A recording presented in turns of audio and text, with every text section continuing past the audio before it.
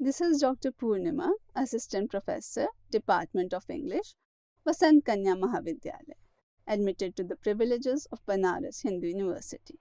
And today we are here at this Week 1, Module 1 Swayam lecture of Postmodern Art and Literature, Theory and Practice, Lecture 3, Key Characteristics of Postmodern Art and Literature.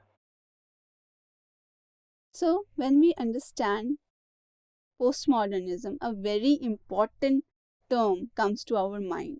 And what is that very important term? That term is simulacra and simulation. Who gave this concept? This concept was given to us by Jean Baudrillard. And Baudrillard was talking about that we are living in a world of hyperreality. So everything is unreal or unrealistic. So what is actually hyperrealism? Like somewhere a war is happening in Syria, and we are seeing it on the television. So what we are actually feeling? We are not feeling any pains. We are not feeling any pangs. We are not feeling anything inside. We are just seeing certain aircrafts growing, certain bombs dropping. We see that, and it is only a simulation. We are removed from reality. What Plato would have called reality, that it is a shadow of a shadow. But what Baudrillard believe about hyperrealism is that it is shadow of a shadow of a shadow. So nothing is real, and sometimes it's unreal. It's like we are living in a video game. So whatever we are seeing around us is not real, and it is questioning the reality itself. And we want to live in the simulations of reality, and this is how simulacra and simulation is created. And how this hyperrealism got converted into art and literature? So it took the form of surrealism. So the dreamlike narratives were written. It took the form of Dadaism. Meaningless narratives were being written. And again, when you understand hyperrealism, I would give you an example. This was again an example given by Baudrillard himself, that we are living like in a Disney world. So in a Disney world, nothing is real. Things are replicated, and we try to see those replicated image. One more example can be given for hyperrealism is that imagine yourself that draw princess, if that is given to you, the draw princess. What princess come to our mind? Mostly people who draw Cinderella or some Disney princess. Why? Because that is how hyper-reality comes to our mind. So we are not thinking about any real princess, but we are talking about a princess which is already not real, which is already imaginary. So what we are replicating is an imagination of an imagination. So this is what simulacra and simulation has done to us, and it has led to, in art and literature, it has led to surrealism and Dadaism and hyper-realistic images. And in literature, a whole new form of writing came up, that was magic realism. So everything was magical, but what is magical will not be real. So Rushdie and Marquise, again, they were the ones who experimented with the forms of magic realism. So there is no postmodernism, pure postmodernism. This is what Michael Speaks says. Because what is postmodernism is again so questionable. See, everything is being dehistoricized. There is no branch of history, and everything, when you see historical context is lost. So everything we see in the present times is replicated. Anything that was classical is taken from any time, and it is mixed with any form, any genre. All these things, people don't care. That no pure style remains. So no pure history also remains. No utopia remains. There is no dystopia, but there is no utopia either. And then deconstruction has happened. So the power structures are being questioned. And it is linguistic. Deconstruction is linguistic, as Derrida put it. But it is also about every power structure, every dominant culture being questioned. And all the marginalized culture came into the center, and marginalized voices were given voice in the postmodern time. So that's why when we look at postmodernism, we don't find a very pure form of postmodernism. So what is the key characteristics, or what are the key characteristics of postmodern art and literature? So postmodern art and literature, they reject the grand narratives. What exactly are the grand narratives? See, when we have mostly the grand narratives are religious grand narratives. Like if we talk about the Western culture, the impact of Bible will be there on all the narratives. So, or the Holy Grail, such myths or legends that have stayed with people will be repeated in all the stories. Like Wasteland borrows the story of Tiresias, or it borrows the story of Holy Grail. So all these are the grand narratives of the Western world. What are Indian grand narratives? Like the story of Ramayana or the story of Mahabharata. That would be Indian grand narratives. So these grand narratives are questioned. So you will see that minor characters like Draupadi is taken up, and even that is questioned later. And so now it is about the little narratives. So whose narratives? The narratives of the tribal culture, the narratives, the folk culture, which have not been, because we try to get answers of things through the grand narratives. When we look at a person, we would like him to be like Ram or Sita. That is how we see the grand narratives and everything. But what does little narratives do? The narratives of different cultures tell you to look at things differently, and it may give you a different version of reality. Then there is also fragmentation. Fragmentation is also something that started in the modern age, and it is also somewhere when you will see the cubist images or the Fauvism, the images of Fauvism, you will find that how the pictures are there. They are not a concrete whole, but they are put in fragments. That is also something that enters into the narrative technique. So the narrative was also fragmented. Various forms were brought together, put together, but they were not complete in itself. So different, it was like different images overlapping upon each other. So this is also one form of art that was influencing literature. Then as we already know that postmodern world is the world of skepticism, so you're questioning everything. So how do you translate skepticism in literature or art? So the images will be ironical. See, a lot of satire will be used because you are skeptical of it, you are questioning it, you are doubting it. So how you will talk about it? What will be your language about it? What will be your neologism about it? So your language will be ironical, satirical, because you will be making fun of it. Either it will be a parody, or it will be a question, or it will be a satire. So ironical forms came up. And then there was a lot of intertextuality. See, there is so much content available now in the postmodern time. There is no dearth of content. So from past also, and there is no dearth of context also. So what is happening? There is intertextuality. So something that has already been written, like I'll give you an example. Like there is this work, White Sargasso Sea. So White Sargasso Sea is a kind of prequel to Jane Eyre. Or in the same way, you will see that there were so many texts that refer to other texts. Like again, I gave you the example of Wasteland. Wasteland refers to Oedipus.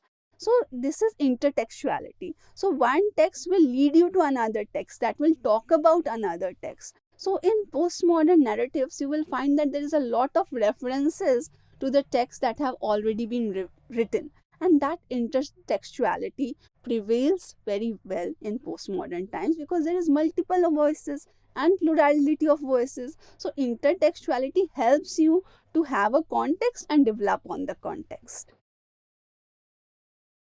So again, we are again discussing the characteristics of postmodern art and literature. And then, there has always been a high culture and low culture.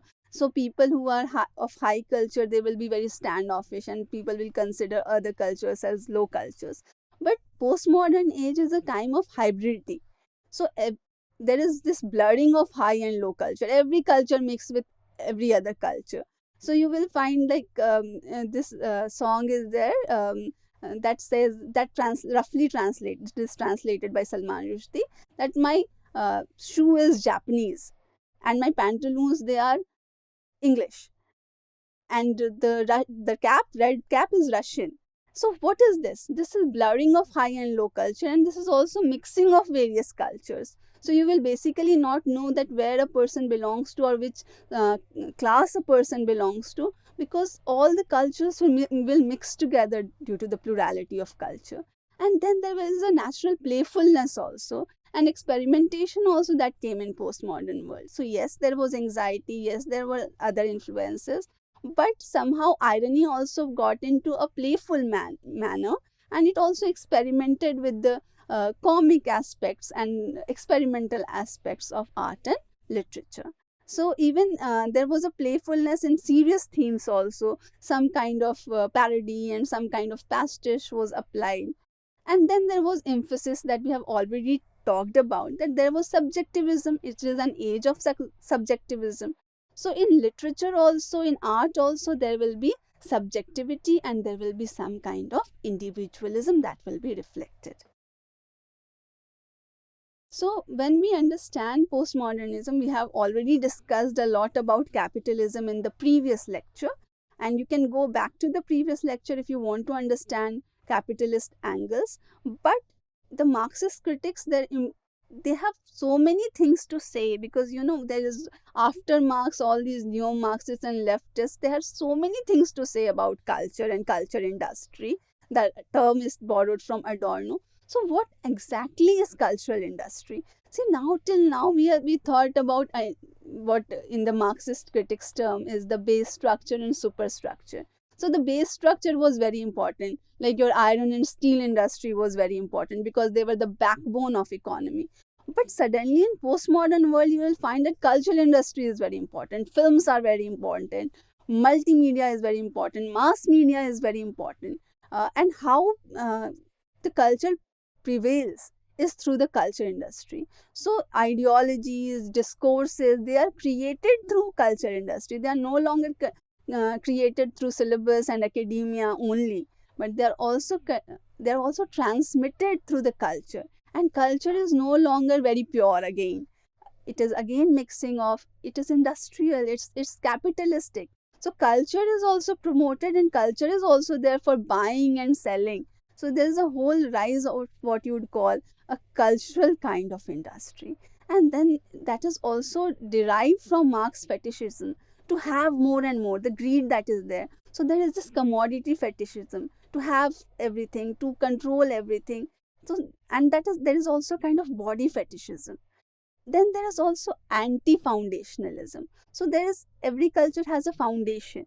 But when postmodernism time comes and when you are questioning everything, so naturally you will start questioning the foundations, and naturally that will lead to a kind of rebellion, and it will also be a kind of cultural revolution. So cultural revolutions are happening, and again, when we have already discussed so many times that deconstruction is happening and marginalized voices are rising, so they will also get representations in culture. So naturally, we are talking about Dalit culture, we are talking about tribal culture, we are talking about African American culture.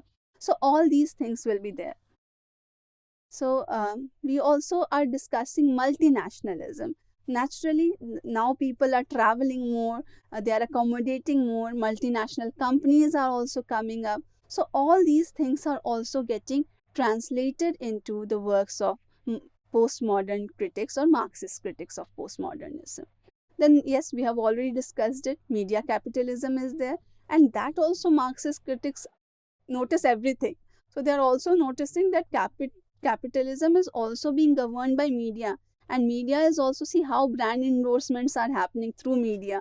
So media is also being used to advertise, it is also being used to convey the ideologies of the capitalist class. So media capitalism is there, and again a utopian dehistoricization is done. So history is no longer history. You know what, history is also being critiqued in postmodernism. What is history? Some people also say, or I would say in the words of your feminist critics, that history is his story. So history is also somehow patriarchal, or also people question history, that it is the story of the kings and the queens. But history is also, now when the historicization was coming up, it was talking about the new narratives, and it was talking about those people who have been silenced in history, or those people who have not got any representation in history. So a utopian kind of dehistoricization was being taking place, that okay, we are doing away with any kind of history that is patriarchal or any kind of history that is dominating. So this other cultures were developing, so that was also leading to a kind of utopia, that this is a world where everyone is getting their representation. And that was also leading to what you would call non-essentialism, that there was no essence in anything, because when you are deconstructing all the foundations and you are questioning everything, and though you are dehistoricizing, so it is good in some way that it is giving you a sense of utopia, but it is also taking away every meaning. So there is no essence left when you are questioning everything, critiquing every foundation, dehistoricizing everything. Then finally, what you are leading to? You are leading to a non-essentialism where no essence is left. So, what are the key characteristics? Again, we have discussed parody. What is parody actually? So, parody is you have taken a work, like there is an old example of parody that I'm giving here, like Joseph Andrews was written, and in reaction to why was Joseph Andrews written? Joseph Andrews was a reaction to what would you say, the work Pamela. And it was also, there was another work that was a parody of Pamela, was Shamala. Because in Pamela, there is a girl who is very nice, and that's why a rich man falls in love with that girl. So this was something that was very revolting to Fielding, and he said that this doesn't happen. So he made fun of it when he made a character like Shamala, who pretended to be naive, but she was only luring the rich man. And that is the same in Joseph Andrews, where the man is poor, then how he is being treated by the society. Then it also led to pastiche. So pastiche is also copying of a work of art. Parody is also copying. But parody is generally done for ironical and comical effects. Pastiche is copying, but it is not done with any ironical effects. It is just a mere copy. Then there is bricolage. Bricolage, you use multiple materials together and you use it together. That is bricolage. And then we have already discussed that conceptual art was coming up, and various concepts were applied to art. Then there was minimalism. What is minimalism basically? So minimum, bare minimum, like overdoing things. We have a tendency to overdo things. In modernism, it happened because there was so much innovation, so many inventions taking up. So the artists were trying to put everything in one frame. So it was very difficult. So minimalism said, no, we will not put too many things, and art will become very simple from now onwards. In further lectures, we will also discuss minimalism again with greater detail. So when we talk about postmodernism, it is a branch which was also a lot impacted by psychology. And the effect of psychology was not only there on art, but it was also there on literature. So why psychology as a branch became very important? As we have discussed, Marxism as a branch became very important because there were so many scholars writing about it. Similarly, Freud became very important because Freud is talking about subconscious theory. And when we are understanding Baudrillard and when we are understanding his concept simulacra and simulation, so basically we are talking about how our subconscious plays and how our mind actually, how our psyche evolves. So it is about the subconscious, and more than our conscious mind, our subconscious mind is always working. So it is also leading to Freud's dream interpretation, because dreams till now were thought to be meaningless. But dreams have a lot of meaning, and sometimes they are more real than reality itself. So that came from Freud's subconscious theory, and interpretations of dream became very important. So that is why we were talking about stream of consciousness, and we were talking about memory devices, and we were also talking about surrealism and Dadaism. So why all these branches are coming up? Because psychological aspects of human mind and how it works became very important.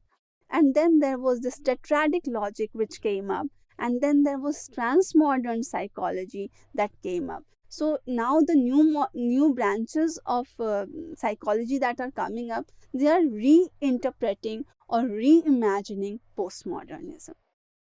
So now we are discussing key characteristics of postmodern literature. So postmodern literature led to the rise of metafiction. So what is metafiction? Metafiction is, we were talking about that grand narratives are no becoming redundant and little narratives came up. But metafiction was also there. So some impact of grand narratives are also there on the writings that is being written. Like I will again give the example of Rushdie's Midnight Children. So you will see that it is also talking about Shiva, it is also talking about Parvati, it is also talking about historical, see how history and fiction are mixing together. So a new kind of fiction, historical fiction was also coming up. So when we are talking about dehistoricizing, so this is historical fiction. What it does, it is also dehistoricizing in its own way, because and metafiction is also doing that in its own way. So dehistoricizing is happening and metafiction is happening. And you will take the example of how India, when Salim Sinai says that I have been handcuffed to history. So what he is telling, that he is also telling the story of India, but he is telling it with the fictional narrative of Salim Sinai. So you cannot question the facts. So facts and fiction, they get merged. We were talking about in the very first lecture, we were talking about post-truth. So what exactly is post-truth? When fiction is not pure fiction and facts are mixed with fiction. So fiction is somehow factualized and facts are fictionalized. So this is something that is happening very commonly in postmodern literature. Then it is also anti-authoritarian. See, the voices that are coming up are also anti-authoritarian. Like we were talking about the cultures, the subcultures that are coming up. So what they are questioning the authority. When the power is decentered, you question the government, because when we were talking about that there is a rise of state capitalism, so there is also the rise of the voices of the voters. So that is anti-authoritarian. So anti-authoritarianism, when it is coming in the society, it will also get reflected in literature. So all the Dalit literature, as it came up, literature of disabled, it came up. So why these new forms of literature? And you will see that marginalized literature are written more often. Literature of post-colonial literature, diaspora literature, refugee literature, all these third world countries writing, all the tribals writing, all other people writing. Why? Because they are all anti-authoritarian, because authority is being questioned. And again, it is when we are talking about it, you see that Said is writing Orientalism. And there is right GNDV. There's so many post-colonial writers. There is Leela Gandhi, Benita Perry. They're all talking about anti-authoritarianism. And it is also talking about environment. That environment also needs to be protected. So all the people and even animals who are being ignored by authorities, that are again brought back into the postmodern literature. Then a very interesting feature of postmodern literature is unreliable narration. From where does this errata or unreliable narrator comes? It starts actually in the modern times only. In Joseph Conrad also you will find that Marlowe is not very reliable. So why do you have these unreliable narrators? What is the role of unreliable narrators? Actually, the role of unreliable narrators is again that of post-truth. Why? Because in postmodern times, reality is questioned. So narrative is also questioned. Perspective is also questioned. As we said, it is the death of the author. So anti-authoritarian is also when even author or writer loses his authority. So unreliable narrator derives from that. So unreliable narrator will not be very reliable, so you cannot rely him. What happened in earlier writings? Earlier writings, the author would have the authority. So if the author has the authority, so he is the omniscient, omnipotent narrator. He is everywhere. He has a judgment about every character. And what he tells about every character is actually the truth. But in unreliable narration, you cannot rely on the narrator. The narrator can have his own agendas. The narrator can have his own propagandas, or he can be writing from memory devices. So the narrator can be forgetful. Like Salim Sinai, he has a time where he forgets, he is a time of amnesia, where he becomes Buddha. So at that time, he doesn't remember anything of his life. So how can you rely on the narration of a person who doesn't remember key aspects of his own life? So why such unreliable narrators were created? They were created very deliberately. They were created to say that memories, as Salman Rushdie puts it, that memories vilifies. Memory has a way of it vilifies also. If you don't like a person, you will say bad things about that person. You also hyperbolize things. You sometimes exaggerate things. Sometimes you forget things. Sometimes you don't remember the details. So all these aspects, how we tell a story, we forget things, we add things, we delete things according to the whatever we want to say. So the same technique as we do in real life, that is given to unreliable narrator. And it is also questioning the dominant perspective, because there are multiple perspectives, so there cannot be one single whole truth. So that is questioned. Then there is self-reflexivity. Self-reflexivity is the narrator knows about himself, so he's also reflecting upon himself. So he is not omniscient, omnipotent. And so like in Conrad, again Heart of Darkness, Marlowe, he is thinking about himself, he is making comments about himself. I did this thing, then he is also analyzing himself. So that kind of narrators became very popular. We have already discussed intertextuality, but this is also a very key element of postmodern literature, that texts, they are have a context. And so one text is talking about other, like you can in a story you will have references to Ramayana, you will have references to Draupadi, you will have references to Sita. So why? Because you already know a text, and the writer knows that you know about the text. So mostly the grand narratives or the popular narratives, they are taken up and they are discussed in the text, because they give multiple layers of meaning to the text. Then there is, again, we have already discussed this several times, there is a lot of multiplicity in postmodern literature. So because there are multiple voices, there is plurality of voices. So therefore there will be some kind of dialogy and some kind of polyphony that will be there in postmodern literature. So multiple voices will come together and they will give multiple perspective. One story can be told from the point of view of multiple narrators also. So that was also the experimentation that was going on in postmodern literature. So in the works of Kurt Vonnegut, in Thomas Pynchon, in William Gaddis, Philip K. Dick, Kathy Acker, John Barth, and all these new writers, you will find that there is some kind of reflexivity, there is some kind of metafiction. And that's why these writers are becoming very popular, because it's not easy to please a postmodern audience. Postmodern audience knows a lot. So if you have nothing new to offer to these audience, then somehow or the other there will be nothing for them. So that's why these great writers like Vonnegut, Pynchon, Gaddis, Dick, and Kathy Acker and John Barth become very important in postmodern literature. That's all. Thank you. Correct.